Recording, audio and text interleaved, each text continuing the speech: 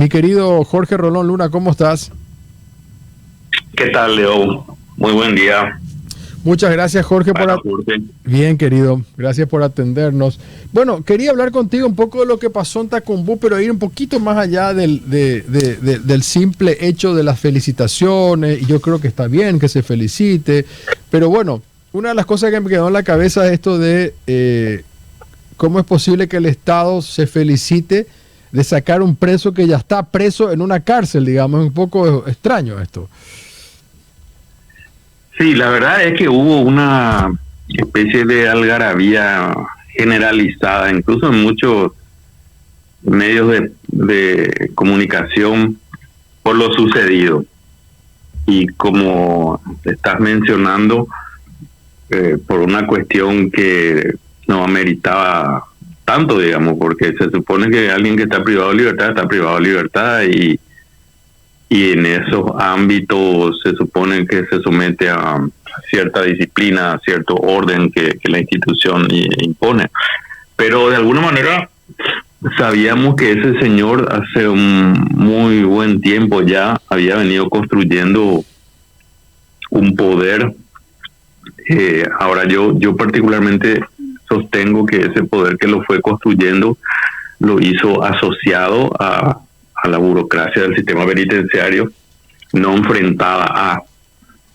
Ahí yo discrepo con la mayor parte de los análisis que escucho, ¿no? Porque que es algo que se aplica también a la famosa guerra contra las drogas.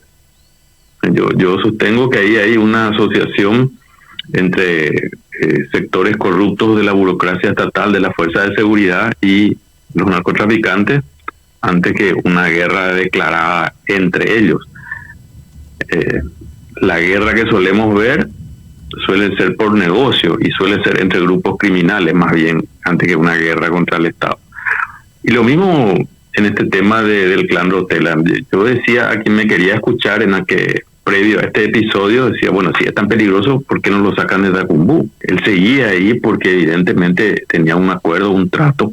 Y también sostuve, ya no con el diario del día siguiente, si el Estado quiere sacarlo, lo va a sacar. No hay ninguna posibilidad de que este señor pueda resistir y no terminar, digamos que obedeciendo a un Estado que, independientemente de ciertas circunstancias, está en control.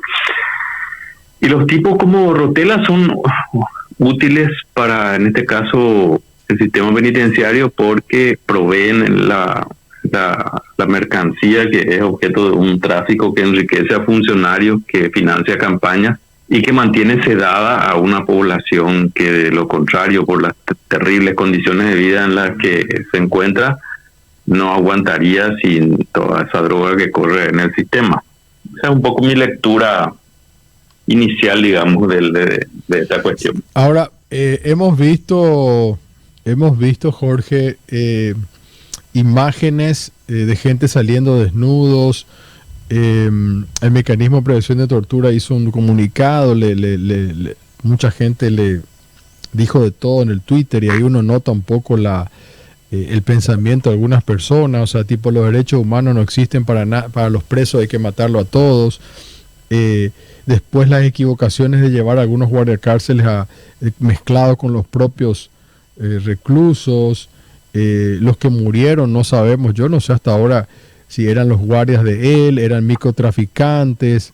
Te estoy mezclando muchas cosas porque sé que tenés claro esta película, pero quiero que lo dialoguemos un poco. ¿Cómo viste el operativo y todo lo que fue pasando los días siguientes? Bueno, yo quiero abordar esto, digamos que partiendo de ciertas cuestiones básicas que nos pueden hacer comprender mejor esto. En primer lugar, el Estado, cuando priva de su libertad a alguien, y ahí hay un hecho que es innegable, porque no es algo que el propio Estado lo niegue, digamos, hay un porcentaje altísimo de presos en Paraguay que son potencialmente inocentes porque no tienen condena. Primera cuestión. Eso exacerba, digamos, o le da más fuerza a esa responsabilidad que tiene el Estado sobre las personas bajo custodia, que se llama, es un concepto que se utiliza en el ámbito jurídico, sobre todo en el ámbito del derecho internacional de los derechos humanos, y se llama posición especial de garante. El Estado tiene una posición especial de garante cuando le priva de su libertad a alguien, más aún cuando le priva y le dice: te tengo retenido mientras vemos si sos o no culpable, vulnerando el principio de presunción de inocencia.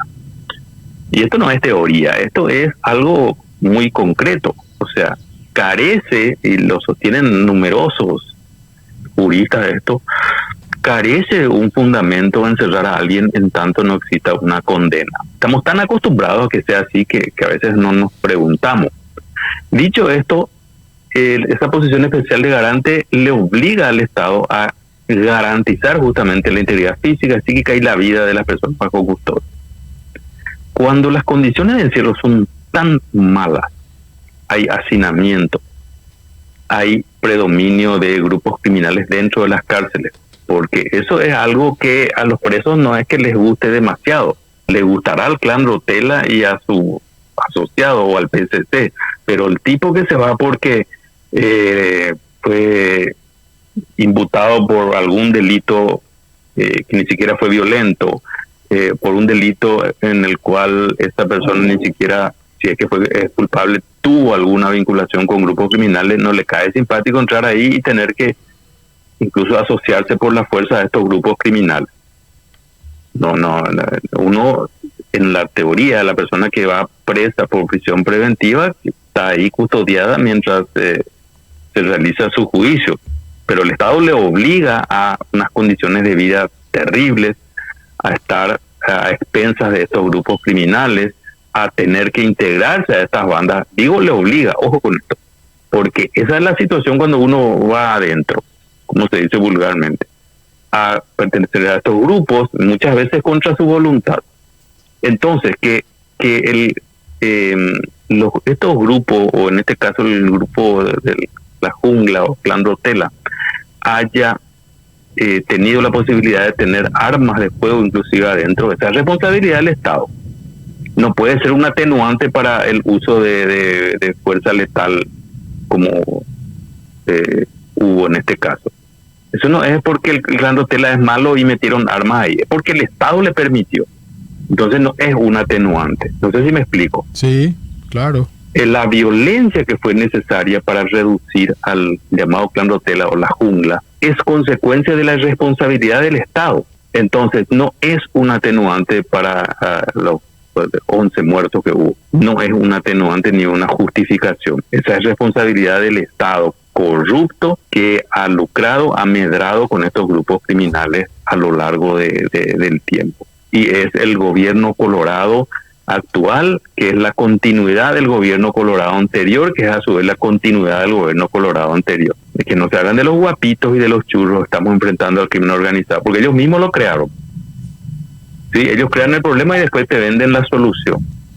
Entonces, esta fuerza letal que se utilizó, este procedimiento casi militar, porque uno ve a los digamos que a los policías y los militares que dieron entrevistas sobre este tema, se planificó como un objetivo militar la toma de este señor Rotella y la reducción de supuesta reducción y descabezamiento y desmembramiento del grupo criminal ¿sí? ¿Cómo es que se explica que se tenga que montar un operativo militar con una estrategia y unas tácticas militares dentro de una cárcel donde se supone que el Estado tiene el control? Eso no es culpa de los presos. Y ahí voy a la primera parte de lo que dijiste. Muchas de estas personas que murieron, no sabemos si pertenecían o no al Clan Rotella. Que yo sepa, tampoco tenían condena la mayoría de ellos. Y aunque tuvieran condena, el Estado no puede, por esa posición especial de garante que tiene, que es una obligación internacional que tiene el Estado y es una obligación que deriva de la propia Constitución, no puede hacer eso que hizo. No tuvo más remedio aparentemente. Hay que reconocer que tal vez sea así, pero porque creó la propia situación. Eso es lo que a veces se nos quiere meter como un argumento válido. Esto es culpa del clan Rotella. No, es culpa del sistema penitenciario que permitió que eso ocurra ahí, y después en un momento dado, cuando se le sale la cuestión de las manos, recurre a un operativo militar que con muertos y murió inclusive un policía, un chico muy joven que no tenía por qué haber muerto. Y Jorge, que murieron. Sí. No, y quería finalmente nomás, por una cuestión de tiempo, decirte que reflexionemos sobre, me parece súper bien lo que estás diciendo, pero también hay algo que tiene que ver con la propia justicia, ¿no? Con la cloaca del Poder Judicial, porque si hay muchísima gente sin condena, no se aplica la presunción de inocencia, quiere decir que la justicia, cuando de eso hablo de fiscales, de jueces, de la Corte Suprema, etcétera, todo el Poder Judicial es de alguna manera cómplice también de esta situación. Por supuesto, por supuesto. El sistema penitenciario es un subsistema del sistema penal. Ahí hay un sistema de justicia, un subsistema judicial, hay un subsistema del Ministerio Público que se encarga de imputar y llevar a la justicia a las personas, un sistema policial que se encarga de la represión y de actuar contra el delito en las calles, y por otro lado está el sistema legislativo que hace las leyes que terminan encerrando a más personas o a menos personas, o encerrando a más personas por más tiempo cuando aumentan las penas. Entonces el sistema penitenciario es un sistema que no puede influir en estos otros subsistemas que realizan acciones que impactan en él. Pero al final es el Estado paraguayo. El Estado paraguayo es absolutamente responsable de ese alto número de presos sin condena. Paraguay está desde hace muy buen tiempo entre el top 5 y el top 10 de los países con presos sin condena, de manera ya casi permanente en los últimos 20, 30 años. Es un récord horrendo, atribuible al legislativo que realizó modificaciones en su momento al Código Procesal Penal para que los jueces casi se vean obligados a dictar prisiones preventivas, a nuestro sistema de justicia lento, inquisitivo, al Ministerio Público que pide prisión preventiva para cualquier caso, y ahí tenemos la consecuencia. Jorge, gracias por tu tiempo, un fuerte abrazo. Dale, igualmente. Muchas gracias. Gracias, Jorge Rolón Luna.